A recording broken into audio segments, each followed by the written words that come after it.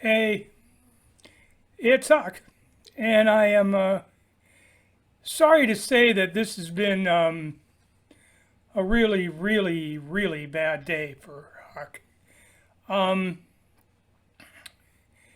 I had to put my beloved dog Gigi. Um, it's, I had to put her to sleep today.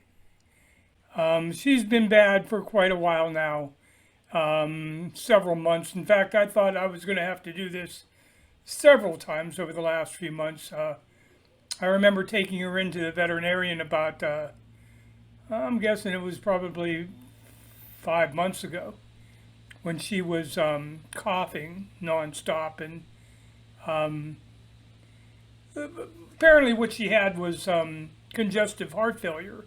And one of the symptoms of that is fluid starts building up in the lungs, and uh, they start having problems breathing. And inevitably, that's what gets them in the end. And she had a number of bad days, and then she would seem to bounce back. Every time I thought that, well, this is it, I'm going to have to take her in tomorrow, uh, somehow she would do better the next day. And but last night she was really bad, and this morning she was worse. And I've always felt that as long as she was able to eat and I could take her outside, um, and she wasn't in obvious pain, but today she kept extending her neck and her nose way up in the air, and she was, her whole body was heaving, and I'm kind of used to some of that, but it just never ended. She was desperately trying to breathe. As it turned out, this morning I had an order at Giant Eagle for their curbside express. Last several weeks, I've not really left the house. I've not gotten together with my friend Dustin. Um, and actually ordered some last minute things Friday, thinking that, well, typically the next day I'd be able to come pick them up. But I guess they're so backed up right now, and I don't know if it's a lack of um, employees, available, or just the rush for Thanksgiving, maybe. They weren't able to give me a slot to come and pick up my groceries until this morning around between 10 and 10:30, and they contacted me early this morning and tell me that they were out of so many things, that they would need they were asking me if I would accept certain substitutes. And all while that was going on, I'm watching my poor dog Gigi, and I'll be honest with you. I have had pets. I've had dogs all of my life, as long as I can remember. I've had a pet dog. Um, my earliest memories include having a dog. I remember the very first dog, and was always my favorite dog, probably because it was the dog I had in my youth, was a dog named Peanuts. Peanuts never was uh, spayed. She ended up having four different litters of puppies, all of whom we gave away. I know one of whom we gave to my grandfather, and was his dog Toby, for many years. But Peanuts lived to be like 16 years old. So by the time she was euthanized, I was already, probably well near 16, 17 years old at least. Um, I was thinking about this today. How many dogs we've had. We had Peanuts that I remember. I was out on my own for a while, and I bought a dog that was really the only big dog I ever had. It was a half golden retriever, half Labrador, beautiful red-haired dog that I named Bush, and that was uh, that was a dog that I had for several years until, well, I'm not sure exactly what happened to her. I came home from work one day, and she was not tied up to her doghouse in the back. I had to, because she was a big dog, and because she was kind of could be destructive inside the house. While I was at work, we had to keep her outside, and and my parents were not fond of this dog because it did do quite a bit of damage to the woodwork in the house, and so I was always somewhat skeptical that maybe my parents had found another home for my dog and didn't want to tell me. But in the end, I guess I have to believe what they told me, which was that the dog got away. At any rate, that was heartbreaking. But I'd only had that dog about 2 years, if that. When I lost that dog, I had moved back home after I had acquired it, and at any rate, but we've had a number of other dogs here. We had a dog named Chachi, a dog named Fonzie, a dog named Pippin, and of course Gigi. Gigi was bought. Gigi was probably the cutest dog we ever owned, and they were all cute in their own way. And probably the most, I hate to say it, but probably the most expensive dog. Most of our dogs didn't really cost anything. But in this case, I made an exception. I bought this dog for my mom, Gigi. We were going to lose Pippin. Pippin was getting quite old, and she was pretty much blind, and so losing weight. We knew she wasn't going to be with us much longer, and my mom at this point was pretty frail herself, and I desperately wanted to cheer her up. So I went to a dog breeder who had several different puppies, and I paid pretty good money for this, which was the prettiest dog I'd ever seen. Gigi was what they call a multi-poo, half Maltese, half I guess toy poodle.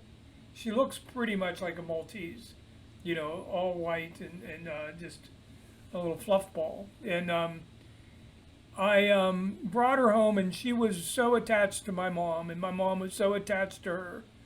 And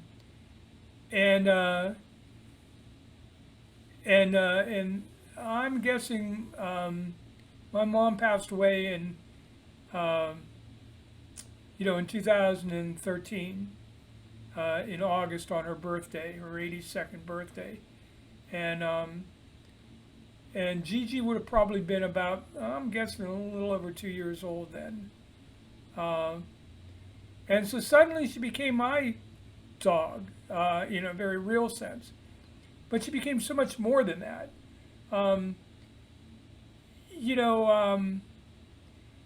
I can honestly say that, losing a pet is never easy, and it's always somewhat heartbreaking. But in this case, I think it's really the hardest I've ever been hit. I lost my dad in 2007, and I lost my mom, like I said, in 2013, and since then I've pretty much lived here by myself, taken over the house, and Gigi has been my companion, and you're never going to find a more loyal companion than your dog. And I already see all the difference it's going to make without her in the house. She always alerted me when someone was coming to the house, like the mailman. I always knew when the mail was coming. I mean, this is beyond emptiness here. There is a void. And at any rate, I knew it was time for her because she was obviously struggling to breathe. And, dogs are breeded to be cute. They have these big, sad faces, and they look up at you. And when they're in pain, when they really are, you know, having trouble, as Gigi was having, these last couple of days, particularly today, and last night, you just want to make the hurt go away. And I have been as careful as I can be through this pandemic. And, I have been going down up until about 2 weeks ago. I've been going down to the store on my scooter and picking up, dog food for Gigi and groceries for myself. At times going to the hardware store, all on my scooter. And, but these last couple of weeks, I've had to order my groceries and pick them up curbside. And I've noticed that, along with losing a lot of weight and, having too frequent bouts with, a lot of coughing and trying to clear her throat, not able to. I tried to comfort her as much as possible, and every time I thought, boy, this is it, I've got to take her in. The next day she would come back and she would have a good day, or she would be a lot more alert and be able to. Well, at any rate, this morning, last couple of days, she hasn't been eating her food. And that's a pretty sure sign you've got real problems. I was going down and buying these little Arby's roast beef sliders because between like 2 and 5 o'clock, you can buy them for like $1. Or I'd go to McDonald's and buy, like a $2 order of chicken McNuggets. And I would cut that up for her. She wouldn't eat the bread, but she would eat the roast beef. And that was how I was been giving her pills for her condition. She was taking, like 4 pills in the morning and 2 pills at night. And this morning she could barely take them. And when I tried to give her some roast beef, she just turned her nose up. She wouldn't eat anything today. She was having accidents all over the house last night and today, which is not real unusual for her, these past few months. But today she obviously had no control. And I let her out once frequently last night overnight. But I let her out this morning, and she barely was able to, come back into the house. The second time I let her out, she sat in the yard and just sat there. And like I said, she kept extending her neck and her nose up in the air, and she was like, just desperately trying to get some air. And I finally had to go out and pick her up and bring her in. So it's hard for me to do that, by the way. But so when I went to get my groceries today, I took her with me, and I kept monitoring how she was doing. To the end, she was alert, and she loved to be petted, but she was really struggling. And so I spent my last few, minutes with her, petting her as I took her to the vet. And I had called them beforehand. They kind of were expecting this, I think. I almost took her in a few days ago, and about a week ago, and she, she gave me another week. But I could not see her, suffering any longer. And today it was really bad, and it was obvious. And that's the only comfort I have, is knowing that, it was what was best. I mean, anything more would have been cruel. So, I'll be honest with you, I've suffered another big loss this month, and I'm not exactly sure